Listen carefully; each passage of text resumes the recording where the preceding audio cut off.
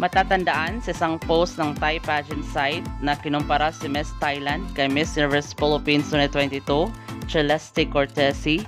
Ayon pa sa post, hindi strong ang aurahan ni Celeste, mas maganda pa daw ang performance ni Miss Thailand.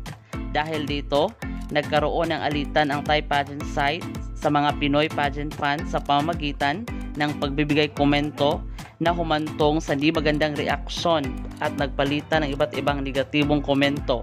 Hanggang ngayon, nasa pageant site pa rin ang post na kung saan patuloy ang pagbibigay komento ng mga taga-suporta ni Celeste Cortesi.